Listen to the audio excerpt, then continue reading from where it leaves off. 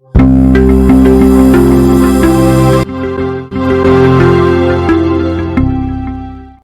Friends, welcome to my channel Extech study. दोस्तों, आपने अपने घर का इलेक्ट्रिसिटी बिल तो जरूर देखा होगा।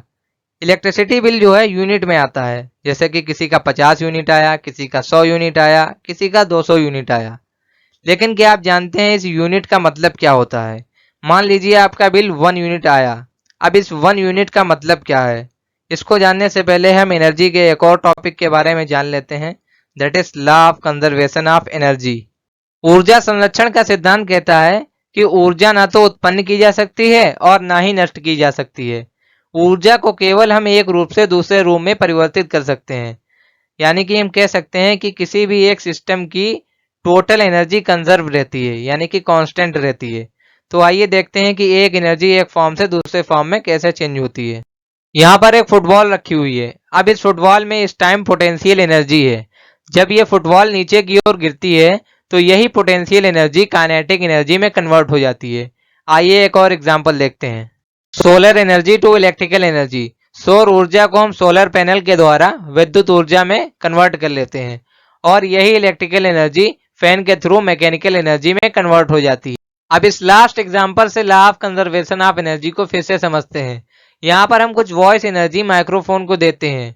ये वॉइस एनर्जी माइक्रोफोन के द्वारा इलेक्ट्रिकल एनर्जी में चेंज हो जाती है और आगे यही इलेक्ट्रिकल एनर्जी लाउड स्पीकर के द्वारा वॉइस एनर्जी में चेंज हो जाती है।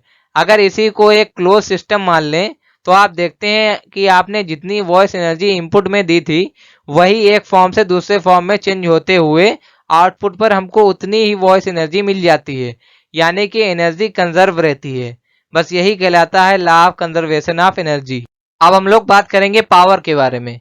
पावर और एनर्जी सुनने में दोनों एक ही चीज लगती हैं, लेकिन दोनों के बीच बहुत बड़ा डिफरेंस है।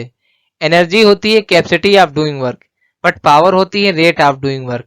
अगर आपके अंदर काम करने की क्षमता है तो आपके अंदर एनर्जी है, और उसी काम को किस रेट से किया जा रहा है उसको कहते हैं हम लोग पावर। पावर बराबर होता है वर्क अपॉन टाइम, और पावर को हम लोग कैपिटल पी से डिनोट करते हैं। यदि कोई व्यक्ति या मशीन एक सेकेंड में 10 जूल काम करती है तो उसकी शक्ति 10 वाट होगी। आइए पावर और एनर्जी के बीच डिफरेंस को एक एग्जांपल से समझते हैं। यहाँ पर दो लोग हैं। अब इन दोनों को सेम काम करना है, यानी कि इन बॉक्सेस को इस पॉइंट तक पहुंचाना है। मान लीजिए ये काम है 40 जूल का। ये दोनों काम करने की क्षमता रखते हैं, यानी कि इनके पास एनर्जी तो है। अब एनर्जी का कॉन्सेप्ट हुआ खत्म। अब हम लोग देखते हैं पावर को।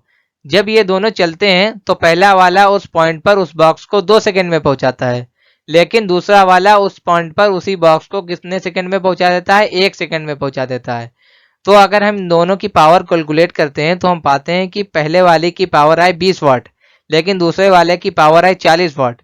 तो हम कह सकते हैं कि दूसरा वाला ज़्यादा पावरफुल है, यानी कि पावरफुल वही हुआ जो कम समय में ज़्यादा काम कर दे। आई होप आप एनर्जी और पावर के बीच डिफरेंस को अच्छे से समझ गए होंगे। अब हम लोग जान लेते हैं शक्ति के मात्रक के बारे में। शक्ति का एसआई मात्रक है जूल अपान सेकेंड, इसी को हम लोग वाट कहते हैं।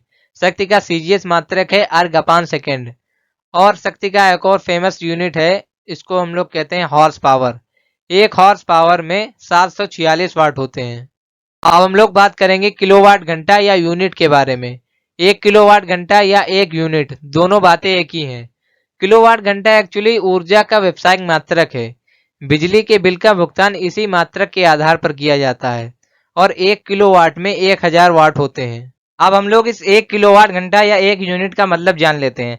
मान लीजिए आपके घर में एक एसी है जिसका पावर है 1000 वाट। अगर आप इसको 1 घंटा कंटिन्यू चलने देते हैं तो आपका बिल आएगा 1 यूनिट।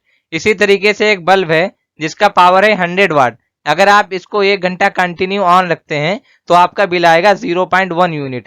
कहने का मतलब ये है कि अगर 1000 वाट का कोई भी इलेक्ट्रॉनिक अप्लायंसेस आप कंटिन्यू 1 घंटे यूज कर लेते हैं तो आपकी मीटर की रीडिंग में 1 यूनिट का इजाफा हो जाता है। रिलेशनशिप बिटवीन किलोवाट घंटा एंड जूल। एक्चुअली किलोवाट घंटा और जूल दोनों ही एनर्जी की यूनिट होती हैं। तो चलिए देखते हैं कि इनके भी रिलेशनशिप क्या है। 1 किलोवाट घंटा को हम लोग 1000 वाट इंटू 1 आवर लिख सकते हैं। अब इस 1000 वाट को हम लोग 1000 जूल पर सेकेंड लिख सकते हैं, क्योंकि वाट और जूल पर सेकेंड दोनों बराबर होते हैं। अब इस 1 घंटा को हम लोग सेकेंड में कन्वर्ट कर लेंगे तो आएगा 3600 सेकेंड। अब इस सेकेंड से ये वाला सेकेंड कैंसिल आउट हो जाएगा तो टोटल वैल्यू निकल कर आएगी हमारे पास 36 लाख जूल। इसको अगर स्टैंडर्ड फॉर्म में लिखते हैं तो आता है 3.6 गुणे 10 की घात 6 जूल, यानी कि 1 किलोवाट घंटा या 1 यूनिट में 36 लाख जूल एनर्जी होती है। अगर आपके बिजली का बिल 1 यूनिट भी आता है तो इसका मतलब आपने 36 लाख जूल एनर्जी खर्च कर ली। So please save energy and thanks for watching this video.